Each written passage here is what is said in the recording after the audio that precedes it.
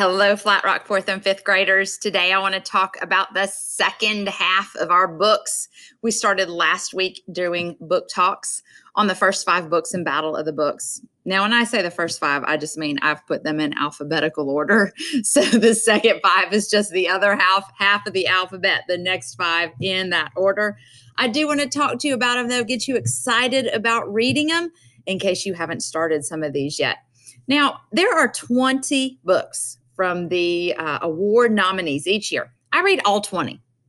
From those, I pick 10. I pick those 10 based on a lot of things. Number one, what I think you are going to enjoy the most, what you're going to be most interested in. The second thing is to get a variety so that not all of them are the same genre. And then the third thing is reading level. So when I take all of those factors into consideration, that's how I get the 10. Now, if you were to read some of the other books, you might like them better. And of course, when we vote, you can vote for any of the 20. You have to have read 5 of them to be able to vote. So I'm encouraging you to read at least 5, whether all 5 are battle books or you read some of the battle books and then some of the other 10 that were from that list. We have them all in the library. You can pick. And several of them are short picture books. Those are not the battle books, but they would just be easy to read. You could read it in a day. You could read it in just a little while, one sitting, and that would help you read your 5 books so that you can vote. We've talked a lot about voting this year. Voting is so important, and I want you to grow up to be a student and then a citizen who wants to vote in our country. And, you know, we've said this before, but your parents can't vote on these books. Only you guys, students in South Carolina, are going to be able to vote. And so I hope that you will read at least 5 so that you are eligible to vote. All right. Now, voting and Battle of the Books are 2 different things. I hope you'll do both. But let's start talking about these books so that you'll get reading them both to be able to vote and to win in Battle of the Books. All right. The first one I want to talk about today is Hard Scrabble by Sandra Dallas. We have some other books by Sandra Dallas in our library. Love her. She's a really, really good author who writes historical fiction.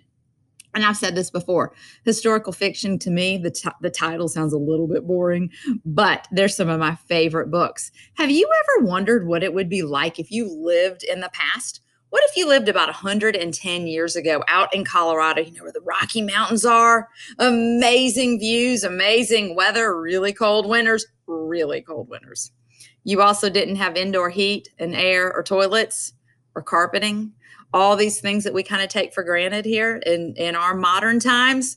Well, imagine living back then. Well, Belle Martin did, and her family moved to Colorado. She tells the story of what it was like to get 320 acres of land that the government was giving free as long as they lived on it, developed the land, made a home, made a life for 5 years or more.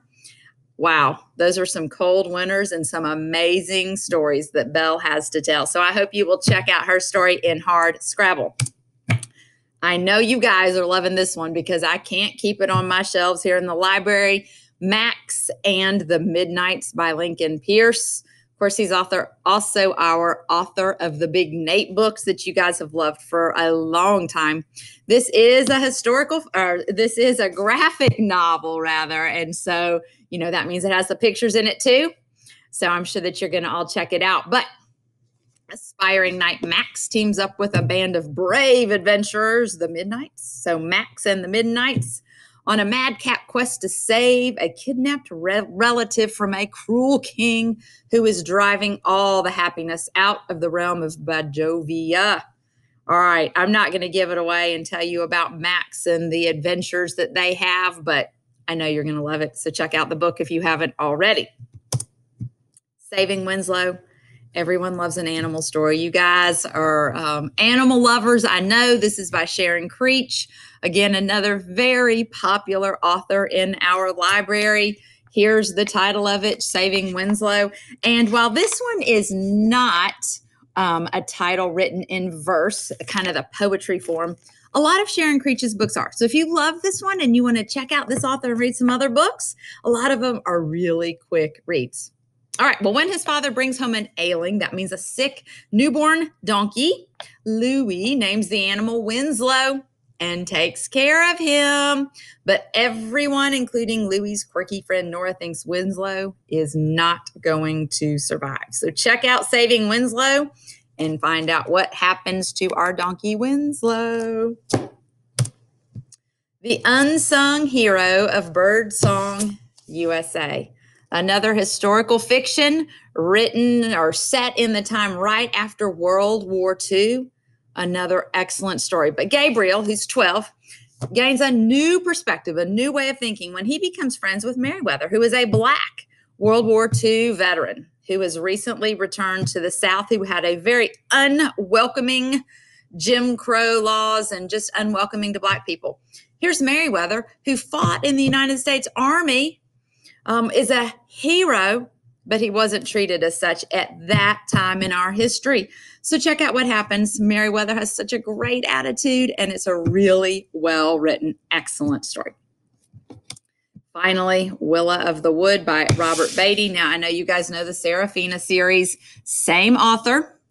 Willa of the Wood is the new series. There's going to be another book coming out later this year, in fact, that I have on order for our library. So if you love it, you can check out book 2 later on when it comes out. This is a fantasy story kind of set outside in the woods in the 1800s. Similar to the Serafina story, but honestly, I think that I enjoyed Willa of the Wood even more. So in the late 1800s, a 12-year-old night spirit living in the Great Smoky Mountains. You know, those are near us, Gatlinburg, that area. Those are the Great Smoky Mountains. Well, this girl despairs as homesteaders. Those are humans who are moving into the land, destroy her forest habitat until a chance encounter with a dayfolk is a human, changes everything she thought she knew about her people and who her people's greatest enemy actually is. All right, I'm not going to give the story away, but I do love this story. So I hope you enjoy reading these books. If you have questions, let me know, but enjoy reading your battle books.